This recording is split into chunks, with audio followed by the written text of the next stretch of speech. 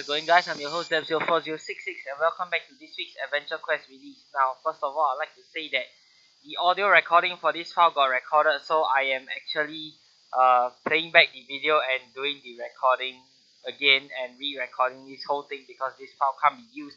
I did manage to luckily repair the file using VLC media player, but I could not get the file to load in any of my video editing software. So yeah, this is the only way that I could think of without doing the whole thing all over again, and it's really painful. I really don't want to do this all over again. It's almost 50 minutes long. So this week we have the Geocastellum Mastercraft set part 2, and I would also like to say that the Ethereal Vampire form and Ethereal Savage Werewolf form is no longer available in the shop. Instead, it's been replaced by these Zard droppings and few stabby sticks.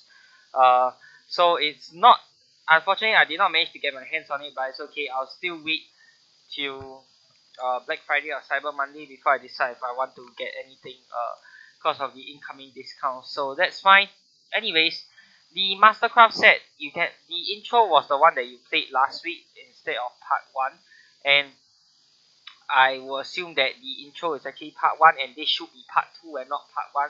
So that is a small mistake on the staff's part. Hope they can fix that. I got a bit confused when I first went in. I thought that wow, how come the release wasn't out yet, but it was already out. It's just that it's labeled as part 1 when it's supposed to be part 2. So yeah, just a heads up for you guys. So this first part of the quest is basically just, you know, fighting through some very low level monsters to get the lower level versions of the reward. And I'm very easily able to go through these lower level monsters and basically just one shot them. So nothing really too difficult if you ask me. And they are mostly earth monsters, so get yourself a good earth armor and some and a good wind spell or a good wind weapon, and you should be good to go. So overall, this set, it looks pretty amazing on the homepage, and it looks amazing inside of the game as well, as you guys will see later. So I'll give you my thoughts on the set later on when I'm showing it off. This part is just me blasting through some of the lower level monsters, and I'll probably just put some music in here instead of commenting through this entire 50 minutes of me fighting through the monsters. I'll probably just speed up this part as well, since it's lower level monsters and nothing really too difficult. So I'll see you guys in a bit.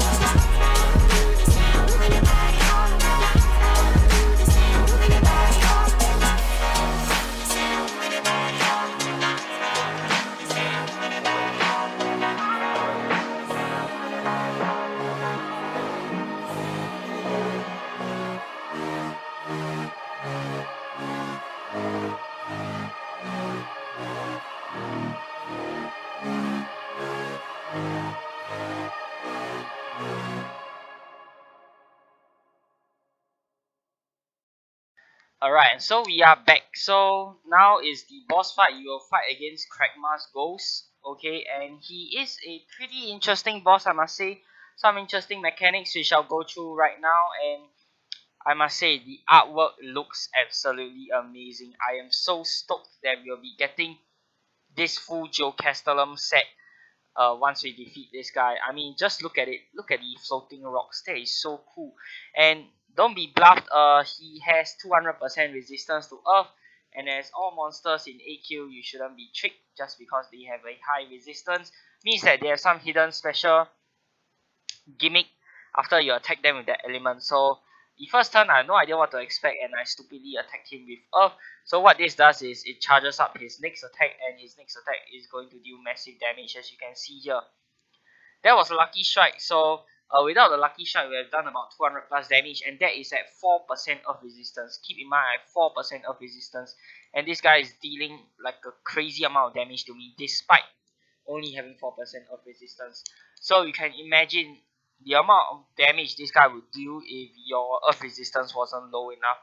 So you want to strike him with wind instead of earth, and you only want to strike him with earth when he when the pop-up comes out saying that he is channeling something. And if you don't hit him with an earth attack, what his channeling does is basically it will increase his defenses and his damage for the rest of the battle. So you really want to take notice of when the pop-up comes up, and then you want to strike him with your earth element. Of course, that will mean that his next attack is going to be a bit more powerful, so you have to be prepared for that. What I advise you to do is get a good set of earth equipment and bring your earth resistance down to as low as possible. I got mine to 4%, and this guy is dealing over 200 damage to me, so that is really insane. And of course, he has a soft damage cap similar to the first mini boss that you face, the Smaru, the S something monster, basically the green lizard dragon like monster. So he has a soft damage cap of 800 something, so you can't do more than 839 I believe damage to him in a single turn, or he'll just absorb the rest of the damage and you'll be nothing. So you can do a maximum of 800 plus damage to him per turn, and that will make this fight pretty draggy because he has over 16,000 HP to begin with, and being able to only strike him with wind means that you can only do 120% damage each turn rather than the 200% from earth, because you definitely do not want to eat his nuke. And what I did here is basically you try to keep your HP above 1000 because you never know when his nuke is going to one-shot you or something like that. And when he gets down to low HP, his damage gets buffed to a ridiculous amount. So you really want to take him down as quickly as you can once he reaches like below 40% HP. You can see here later his nuke deals almost 1000 or over 1000 damage to me despite having only 4% of resistance. So that is just crazy. So his nuke here did almost 600 damage to me. That's just insane. And yeah, this is a pretty interesting boss. It's not difficult, but the mechanic is certainly something that we don't usually see inside AQ. I mean, we've seen soft damage caps before, but the fact that you have to break his concentration with an element and whatnot. So yeah, very interesting boss fight. Quite fun in my opinion. Definitely not the super hard hair pulling type of boss fight that you expect, but not super easy as well. You have to know what to do. And if you just follow the pop-ups, you will be able to get this on your first try like what I did here. I actually got this far on my first try, thankfully. I do not want to play through the entire quest again. That is just horrendous, but of course, as you guys know, my recording got corrupted, and this is why this video's aspect ratio is like this and it's a bit weird. So I do apologize that you have to watch it in like a smaller screen because I am recording a recording basically. So the audio got corrupted, and yeah, I'm just doing a voiceover right now. And I know I really apologize for that. I'll show you this won't happen again. It was carelessness on my part. Didn't really set my mic settings properly before I started. So yeah, and this guy is gonna continuously trying to attack me, and his attack also inflicts a bleed which gets extremely powerful when his HP goes down. You can see here the bleed will do like 200 to 300 damage later on, and that's when you really want to kill him before he kills you, because your healing is just going to be ineffective. So you can see here he's almost dying, and that's when and that's when I realized his damage is getting really ridiculous and I really need to kill him quickly. So I do switch out to Decimator and attempt to get him with the Decimate skill. Luckily for me, I do manage it, or I will be in big trouble. So here I strike him with Earth Element again, and I'm going to have to eat this over 1000 damage. That almost killed me, and I don't know what I would have done if I had died here. I probably would have just given up. This quest is just ridiculously long. I mean, the starting part, it was just tedious, even though you could one-shot the lower level monsters, but yeah, really, it's a ridiculously long quest. And I try to heal up a bit more first before he recharges his next new attack so I don't get killed in one hit. And here I heal up enough, and I believe this is the point where I switch over to Decimator and try to take him out before he takes me out, because I realize that I am not going to outlast him at the rate that I'm going. So he's going to deal that nuke again. It does 700 plus damage this round. Not as much as last time, but still a lot to make me scared. And guess here I'm going to have to eat a 398 bleed damage, so that is crazy. And I realized that, okay, I'm going to die the next turn if I don't kill him. So I drink up a health pot to eat one more of his attacks, and then this is when I switch over to Decimator. And on hindsight, I probably should have just nuked him with earth damage, but I didn't want to take the risk, so I nuked him with the wind damage instead. Luckily, the Decimator armor procs with its crushing endurance special, and I'm able to take him out, and finally we get to see the rewards. So we get the Geocastellum focus, which is the wand, and it's only a magic weapon. Usually, Mastercraft sets come with all three variants: a magic, a melee, and a range variant, but for this year's Mastercraft set, we're only getting a magic variant. It ties in nicely with the set, but I would like to see a melee and a ranged weapon as well, so that this set doesn't feel so exclusive to mages. But the weapon, basically what it does is it just reduces damage at the cost of damage. The weapon deals extremely low damage. It's 100% proc and it's super low damage. It's like 200 plus damage, maybe even less than 200 damage if you're unlucky the weapon. And that is me having 200 intelligence. So yeah, the weapon is very weak, but with the full Mastercraft set, the shield, the weapon, and the armor, the weapon reduces your damage taken by threefold that of having just the weapon equipped. So that is a good defensive option to have. The shield is basically similar to Tectonic Tower Shield in that the what I meant to say was the maximum amount of damage it can reduce is the same as that of the Tectonic Tower Shield. But in order to hit that, you will need to inflict the choke status on the monster before your shield can reduce that much damage taken. And you can inflict the choke status through the form of the pet, because the Mastercraft set, the pet from this Mastercraft set is toggleable. You can toggle it between doing extra 5% damage, or to give it the ability to choke the monster at the cost of some damage. And I feel that the pet is really great. I do kind of like the artwork of the pet. The shield, overall I just really like the artwork of this set, and I will give it a 10 out of 10 for the artwork personally. So if you're a collector and you like the set, then just you can just get it for the artwork, even if you're not a fully defensive player like I am. I'm just basically just collecting this because it's one of the best, if not the best, fully defensive sets inside the game. Now the main point, or the main item of this set that really ties this set together is the armor. And basically this armor is a fully defensive earth armor, as you would expect, that comes with a skill that can build an elemental shield around you. Basically reduces damage taken from all elements, and by all I mean all elements. That's basically what it says. Reduces damage taken to about 80%, so monsters will only deal about 80% damage to you if you have the elemental shield up. And the very good thing about this built-in skill is that I'm not sure if it's intended or not intended, but you can cast the skill and then switch to a different armor, and the elemental shield will still be up despite you being in a different armor. So I can foresee that this will synergize really well with Purple Rain, and I really like that they get to keep this effect. I hope it's not a bug. I really hope that it's intended and that you can keep the elemental shield even after unequipping the armor.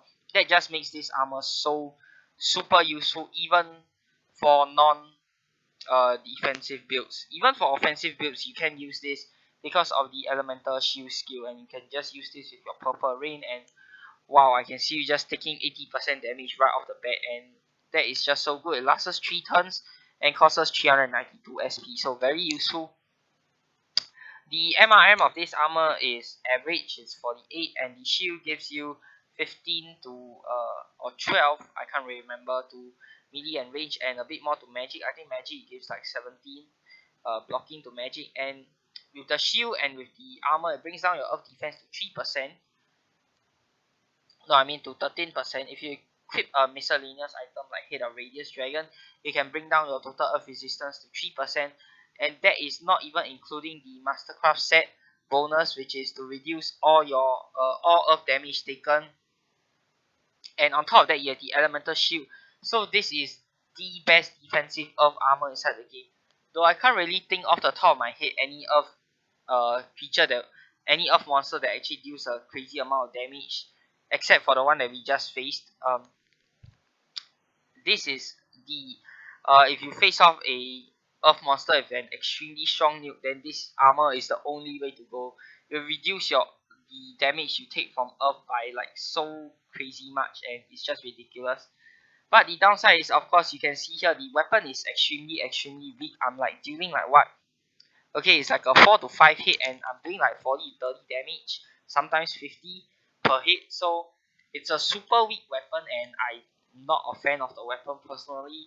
But if you use it together in the Mastercraft set, it's amazing. It just gives you even more defense against earth. So this is the shield here. You basically just conjure up a war shield of sorts, and it reduces all damage taken by around 20%.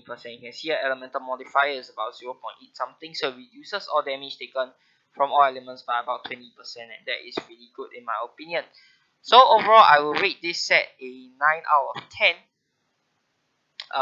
Overall, taking into account both the artwork, the skill, and the effect of everything else. And the reason why I rate it 9 out of 10 and not a 10 out of 10 is because of the big weapon. I do hope that the weapon is buffed out a bit more, at least the deck, give us a little bit more damage. And yeah, overall I really like this year's set, and I think the staff has done a really good job on it.